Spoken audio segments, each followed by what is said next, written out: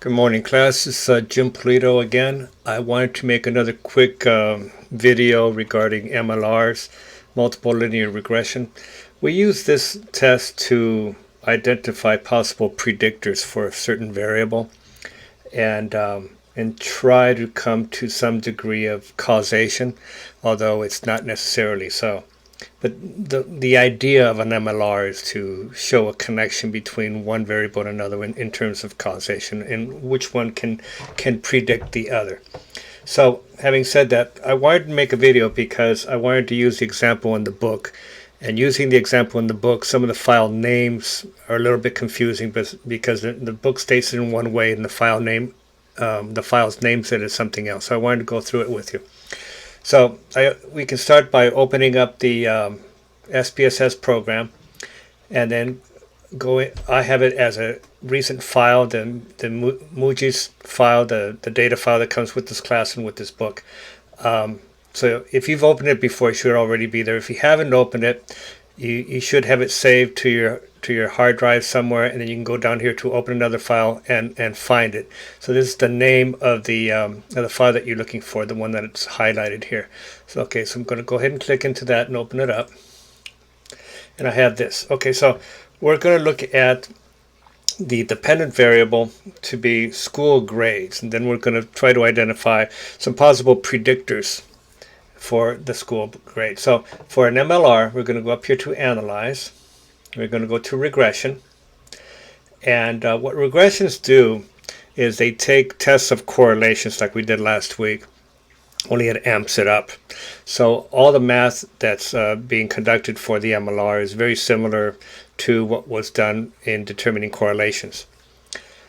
Okay, and that's important later on when you're doing your dissertation. If you want to use the MLR, you can use words like correlation. If you want to use a t-test, the word correlation, although it's typically thrown around, should not be used for a t-test, because that's not what the tests are there. In t-tests, we're looking at statistical differences between means, and it's a completely different test. Okay, so multiple, we go to regression, go to linear. So again, Analyze, Regression, Linear. Then from here it's pretty straightforward. So we're looking for our dependent variable, which is school grades English. So let's take our time and look for it. Here's school grades English down here. And this little ruler says that it's scale or ordinal data.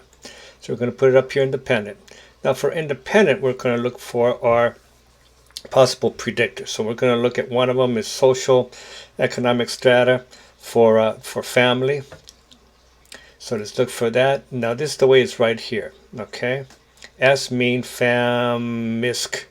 So it doesn't look like socioeconomic strata, and there's no initials here that can tell you, that will give you that hint. So take my word for it. That is the family SES.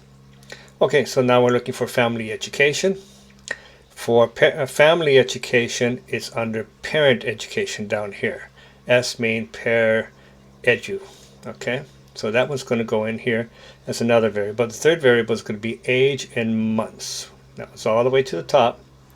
Again, it's scale or continuous, and that goes in there. Okay, so we have all of them.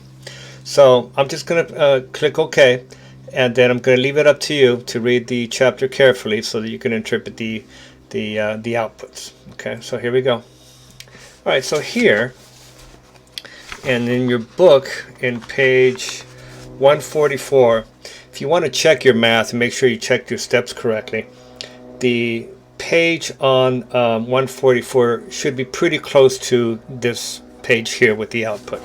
Now, if you look at it, we're not going to look at the ANOVA. We're going to look at the model summary. Okay, and you can compare that to your book again on page 144, and it should be exactly the same. Okay, for the model summary. Okay, and then if it gives you the same numbers, you know you're on the right track. Skip ANOVA and go. The coefficients down here is the money square, money rectangle. Look at the beta. Okay, and look at these two columns, the B and the beta, and then this will give you the significance. But the beta beta and the B values will give you the beta will give you the effect size. Remember how we did that before we discussed effect size? It speaks to how strong it is, and it's from a scale of 0 to 1. The closer it is to 1, the more powerful the effect size is. And then this will tell you whether, and the B will tell you whether or not the test is considered to be a strong predictor of English. So I won't go into any more detail than that.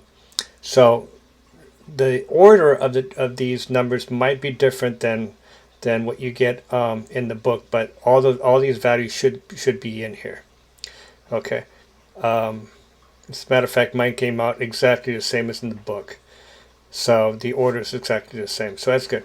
So I got the exact same number. So you might want to play around with it and follow the exact same steps I took here using the data from your book, just to make sure that you've got the steps right and you're doing it right.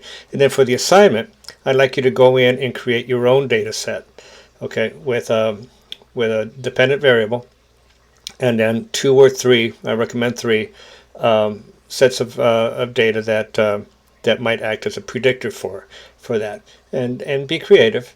And then once you do that, look at the B, the beta, and the significance in terms of telling me whether or not any of them are indicators, and which ones are stronger indicators than others in predicting the dependent variable. Okay, so enjoy. I'll post this now.